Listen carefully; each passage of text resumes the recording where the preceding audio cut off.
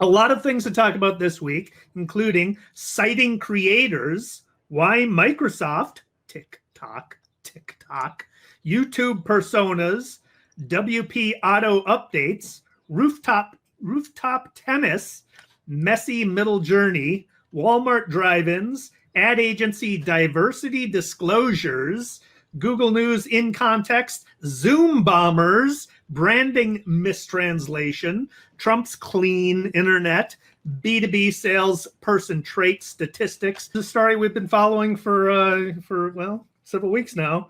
TikTok. What's going to happen to TikTok? It is, like we mentioned last week, apparently Microsoft is in talks with ByteDance to acquire at least the data from TikTok of U.S. users, if not more. There's a long write-up on The Verge by Tom Warren with the question, basically, why does Microsoft want TikTok? Which is a good question. Microsoft is, the maker of the Office software that we've all been using for decades. The owner of Xbox, which might give you a hint there, but the owner of LinkedIn. So they are mostly a business-oriented company, and they've kind of failed. Aside from Xbox, they've failed at attracting having consumer-related products. And kids. And kids, exactly. Yeah. So you start using Microsoft stuff once you get into the professional world.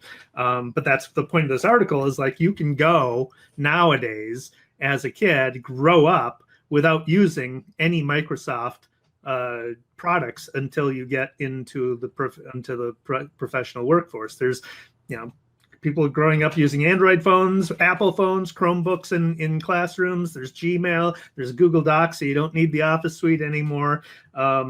So, getting all this data and all these users from TikTok is a way of reaching the younger generation of workers who will eventually be using Microsoft, they hope. But the other point the article makes is the data that is available from the TikTok platform on users, on consumers, on consumer-oriented rather than B2C, rather than B2B audiences, and giving them that insight will give them that data will give them insight into what is popular among kids, so they can use that for building new products for Xbox or new games. Help game developers figure out what's going to appeal. It also says you can use some of this data to improve products like HoloLens and the Kinect for Xbox. It's a long read. It's well worth it. I won't go into any more than that, but that's a good take on why Microsoft would be interested in buying TikTok. And then, was it yesterday or the day before that Facebook launched Reel, which is their competitor for it? Coincidence, I think. Yeah, no coincidence. So this is really an interesting piece. We are all in our own little filter bubble. I would get different results from a Google search than you will get, and someone else will get, based on what we read and what we look at, and how long we spend in various places. We all get different results. So the filter bubble, this is called TheirTube, and it's a filter bubble simulator that lets you see how 6 different personas see sites recommended to them on their videos in YouTube in their feed. This is from a Serial Marketer's post by Tom Okahara. And, I remember hearing a rabbi say one time that if you only read things that are, that you believe, you'll never expand your view to know what other people believe. And that's like the people who watch Fox all day, all they know is what's on Fox all day, and so on. So, we live in this polarized society. It's sometimes impossible to talk to family members who have different political views, let alone who look at different videos. So where do they get their information? And so here's a way to look at what they see. And it's an open source project developed by Tomo Kahara, that's his name, that shows you how YouTube's recommendations are drastically different and shape someone else's experience as a result of their worldview. So it was one of 8 winners of the Mozilla Creative Media Awards in 2020. And that was about art and advocacy and AI's effect on media and truth, which is in itself really an interesting idea. Now, the project explores how recommendation engines present different realities to different people.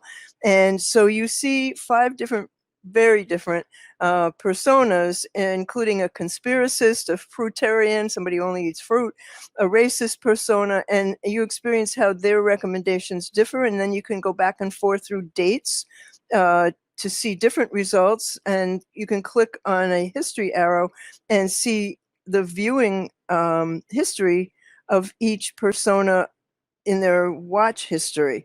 And they're asking for additional recommendations for bubbles. And Toma Kahara explains, he said, I think the proverb, fish discover water last, can also be said about how we are blind to the nature of the recommendation bubble that we're in.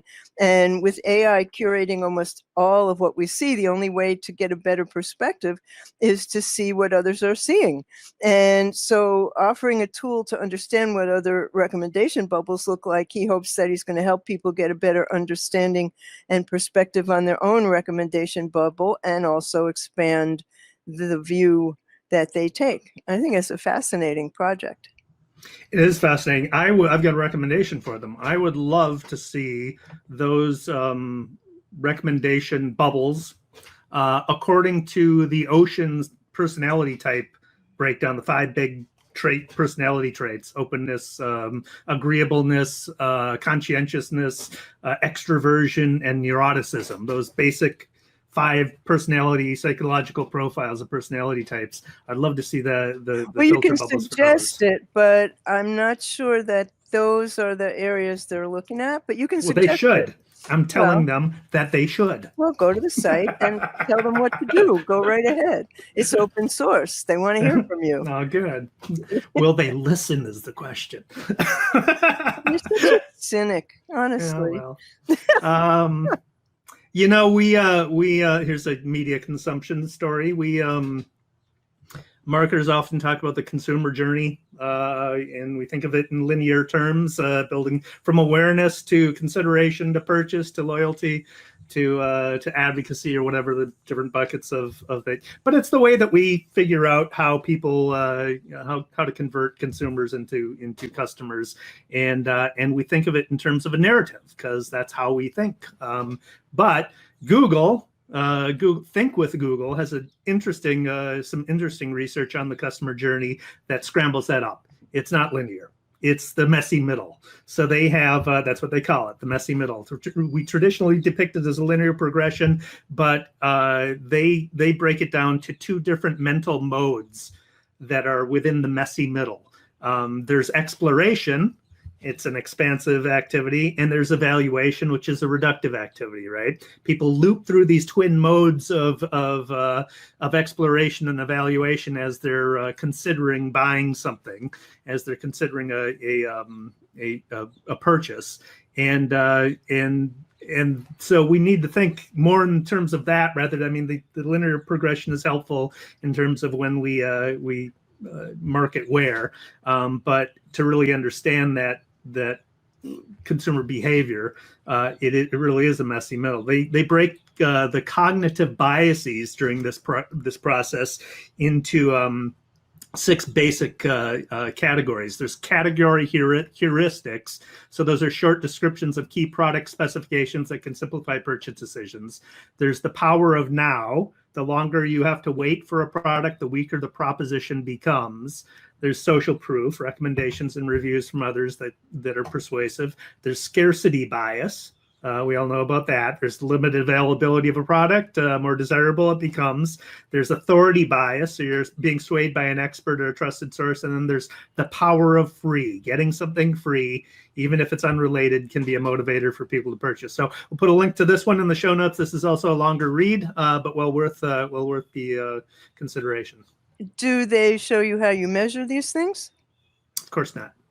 That's what that's what Google Analytics is for. You need to figure out the KPIs in the messy middle. Okay, well, it would be nice if they would help. Yeah. So this one's just beautiful.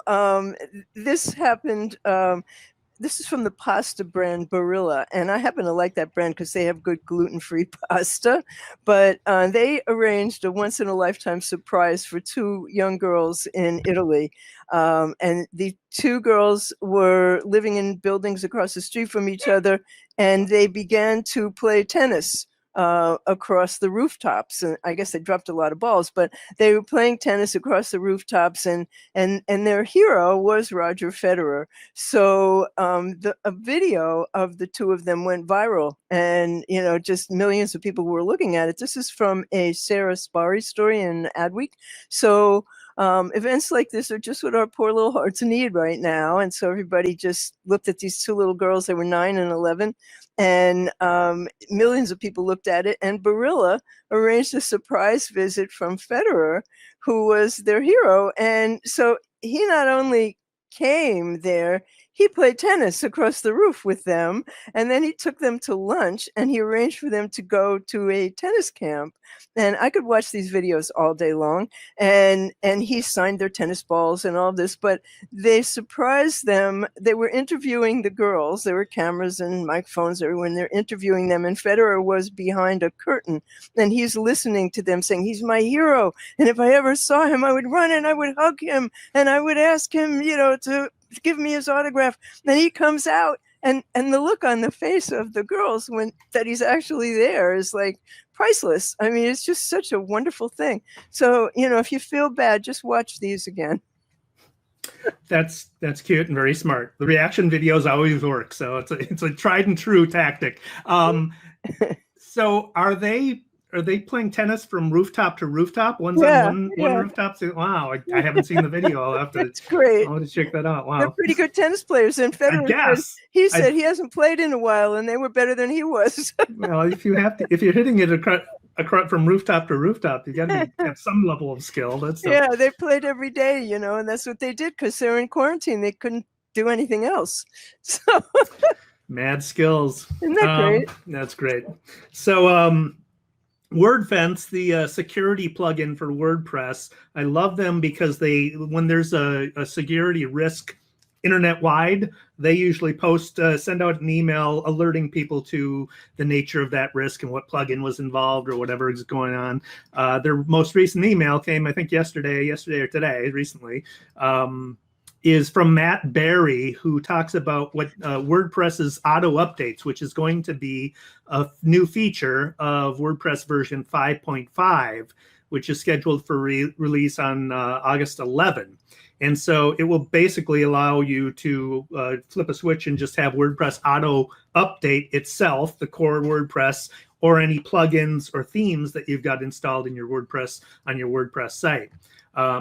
You have the option to turn auto updates on for individual plugins and themes directly.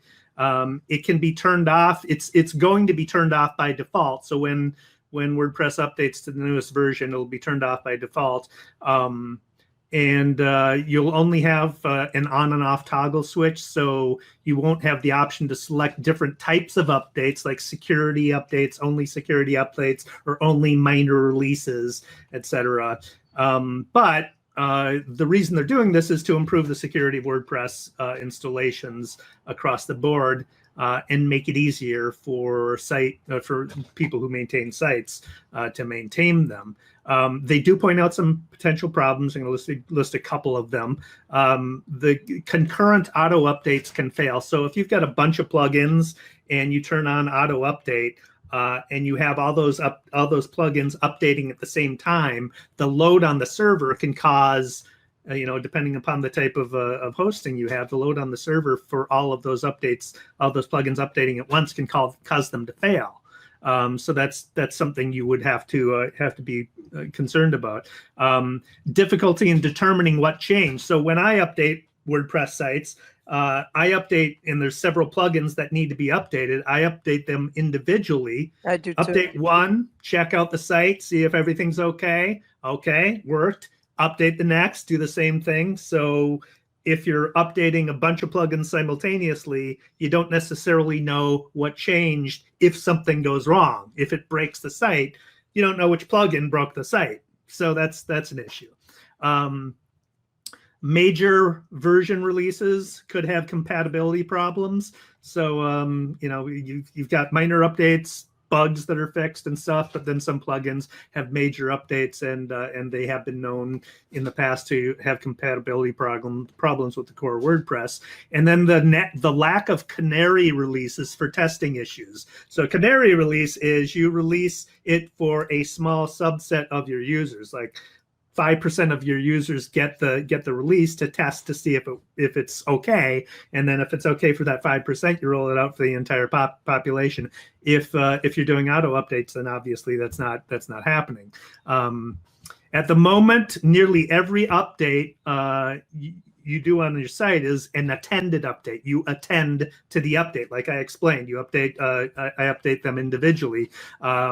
You know when your site has been updated when you do that. You can read the developer's change log. So if you're thinking about maybe I shouldn't update this one, you can check in, see what the developer has changed. You can see whether it's a critical security update you need to update right away. If it's just a bug fix, if it's a major release, and as I said, you can test your site if you update every plugin.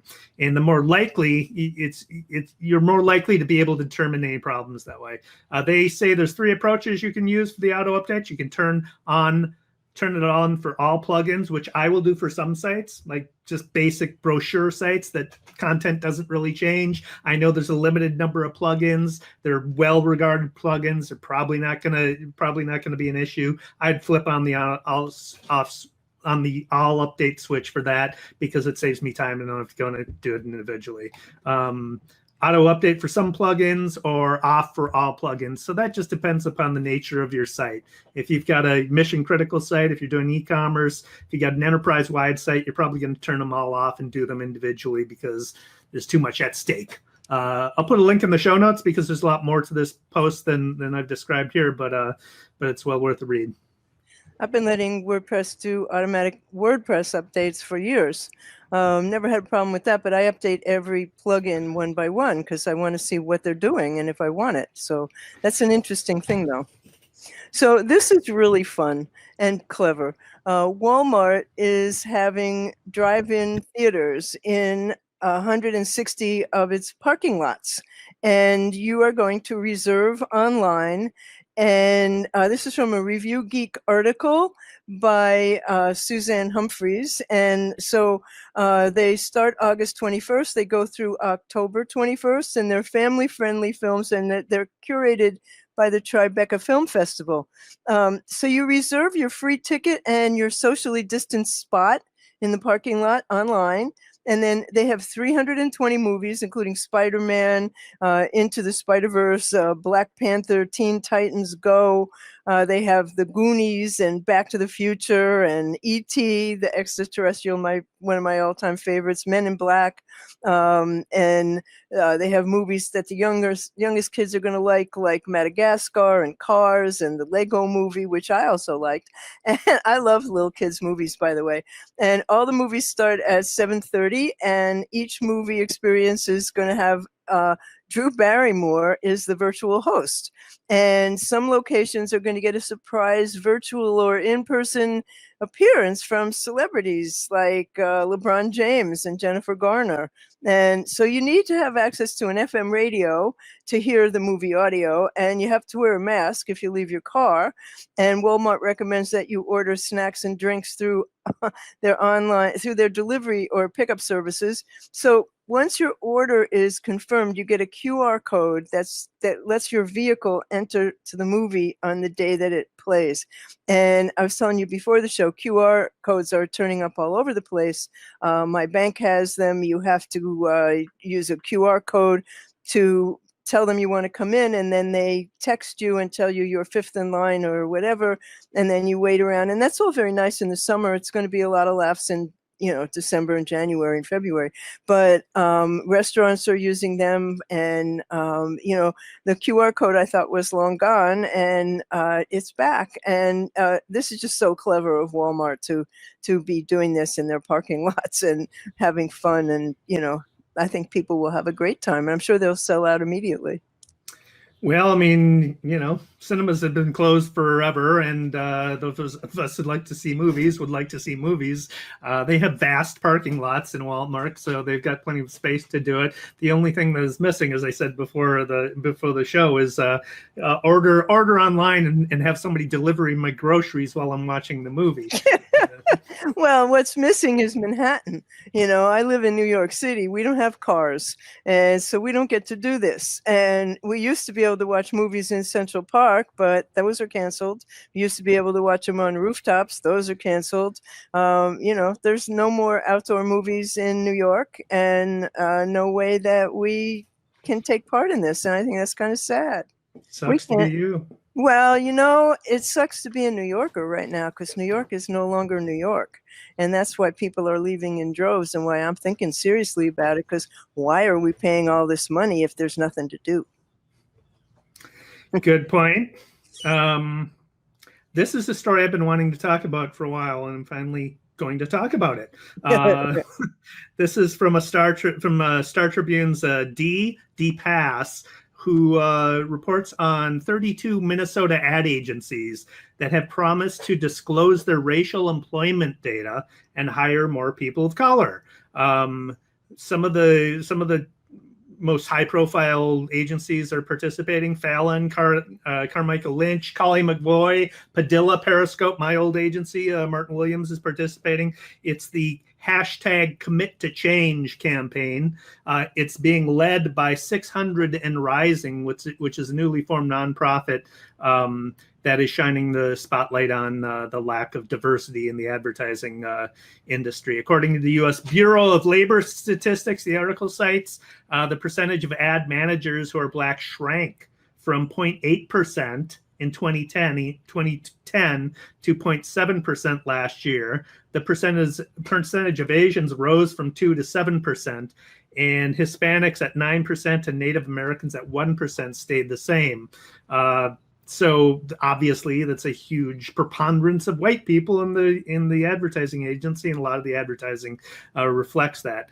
This organization was created by two Black advertising executives, one from Minnesota and one from New York. They wrote an open letter to the industry in June, urging agencies to disclose their hiring data and to commit to change. As of late July, they had 3,000 signatures. So a good development there, and a long needed development. Absolutely. When I worked for a huge agency, I was trying to remember while you were talking how many African American people there were. And in my part of the firm, there was one. Yeah. And I think there were 2 or 3 Hispanic people, but they were not executives. And I'm not so sure that it's different in other big agencies. And like it is. There's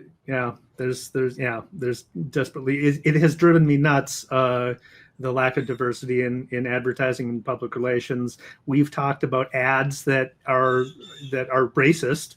And I think some of them are intentionally racist. I think others are just cluelessness, and that's because there's not enough diversity. There aren't people of color in the room talking about, it's not a good idea to do this ad this way, right? Yeah, well, there also aren't enough women, so we could go through. Well, PR has plenty of women. PR is a woman's business. Problem with PR. That's true, but in the ad business, there's more women, but when you start to look at the executives, not so many. So I'm out of good news. I'm on to bad news. Do you have more good news? I got one more quick one. This is from The Verge's Sean Hollister, who reports that Google is experimenting with a new for context, quote unquote, feature in Google News that will link to a broader secondary story on the same topic, and it looks as if it's going to be from the same source, so it's not diverting traffic from one place to another, from one outlet to another, but it's just a way of providing readers with a greater sense of a larger view of what that particular story is about. I like that idea, and I think that it would be a good idea in all media. Yeah. Really. So this is really a crazy story. This is from an Ars Technica story by John Brodkin. a few weeks ago, we talked about the big Twitter hack, and it turned out to be a Florida teenager who was the mastermind. And so he was in court with a judge on a Zoom call, and the judge neglected to set a password or lock the Zoom meeting, which was then taken over by a Pornhub video and a bunch of people screaming Black Lives Matters and whatever. And so the judge kept trying to kick them out, but then more of them just kept coming. So during the hearing, the judge and the attorneys were interrupted with people shouting racial slurs, playing really loud music, showing pornographic images. And the thing that finally made them stop the whole thing and shut it down was a Pornhub video. So the court obviously failed to take the very basic steps to prevent the hearing from being intruded. And so there is a guide from Ars Technica for securing Zoom meetings, and they wrote that in April. And Zoom has sent out countless emails saying, make sure that you have a waiting room and make sure that you have a password and lock the meeting when everybody's there. And I guess people don't read their emails. So, there's no excuse for that. And you can also limit screen sharing, and you can prevent these people from joining. So the Zoom bombing happened when the 13th Judicial Court of Florida in Tampa held a bail meeting for this kid, Graham Clark, who previously pleaded not guilty, and he's being held on $725,000 bail, and he faces 30 felony counts related to the Twitter attack that took place July 15th. And the judge, Christopher Nash, ruled against a request to lower his bail. But before that, the judge shut down the hearing for a short time, and he was hoping that a brief pause would end the problem. But when he reopened the meeting, users disguised as CNN and BBC News came in and interrupted. So, there's no excuse at this point in time for something at that level to not have a little bit of intelligence about what they're doing. Yeah, well, the first rule of when you're trying a hacker is to lock down your video call to prevent hackers from wanting to hack a trial of a hacker, which seems like a very obvious thing that would potentially happen. So, yeah, I'd say that was the no excuse for that. But I think Twitter should hire this kid to prevent hacking of the election. He has a bright future ahead of him, I'm sure.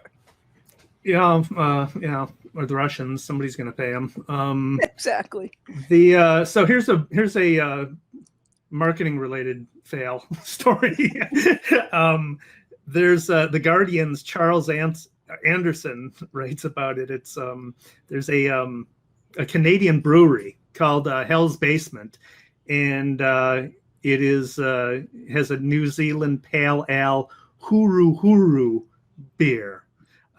There's also a shop in New Zealand in Wellington that changed that branded one of their outlets with the same name, huru. Huru is a Maori word meaning pubic hair. So Maori is an Eastern Polynesian language that's spoken by the Maori people. They're the indigenous population of New Zealand. Hell's Basement's co-founder Mike Patriquin acknowledged that the company thought that huru meant feather. Didn't realize it was a reference to pubic hair. That's great. And a spokesperson for the Wellington leather shops said they thought huru was intended to mean wool, feather, or fur. So, make sure if you're using unfamiliar words that you do translations and understand exactly what they mean. That is hilarious. And you have to, when you do the translations, it's a good idea to have a native speaker check what you're doing. This is called Cameo, and it is a site where you can rent a celebrity. You can hire a celebrity to record a personalized message that you can then give to somebody. So you make a request. If it's accepted, obviously they're not going to accept everything because you can imagine what some people will request, but you can make your request. If it's accepted, you'll get a video recording of your message that you can then deliver to a celebrity. So the prices range it's a as you can imagine, there's not a lot of A-listers. There are B-listers and C-listers and F-listers. So the prices range accordingly. Rachel Ballinger was the lowest price one I could find, is a YouTuber I've never heard of. Yeah, I've seen her. You can get Rachel to record a message for you for $45. Ozzie Guillen, former manager of the White Sox, costs $100. Tom Arnold, $125. Flava Flav, $250. Brett Favre, $300. Lindsay Lohan, $300. Gary Busey, which would be awesome, $350. Charlie Sheen, $500. Mariano Rivera, the New York Yankees Hall of Fame. Is he in the Hall of Fame yet? He should be. Closer, $750. And then Snoop Dogg, $750. Those are the highest. Snoop Dogg. Oh, yeah, absolutely. But I'm definitely going to try this out for somebody's birthday. That's hilarious. I love that. That's really hilarious. I get a pro tip. Firefox has it looks like this is brand new. You can get Firefox Voice now. It's a browser add-on. So you can use voice commands with Firefox on the desktop. Install it in your browser, click on the microphone icon, and you can do things like perform searches, ask it to open up your calendar, scroll down the page, and so more voice commands, and don't have to type, and that's always good. Except there's more speakers, right, BL? Yeah, that's for sure. Well, I'm done. All right, let's wrap this up. I got some stats here on traits of that B2B buyers value in salespeople. This is from LinkedIn. They surveyed 500 plus B2B decision makers who have influence over purchase decisions, and the top among the valued traits among salespeople was active listening. 42% said that was an important value in a salesperson. Problem solving, 38%. Confidence, 38%. Of course, you want somebody who's confident. You want somebody who's trying to sell you something that's not confident in their own product. Relationship building, 34%. Oral communications, 27%. Technology proficient, 26%. Years of experience, 25%. Industry experience, 23%. Cultural critical thinking, 22%, and creativity, 22%. So not very surprising here, but if you're a salesperson selling B2B, it's some stuff you want to pay attention to. I'm surprised that vocal skills weren't higher. You would think.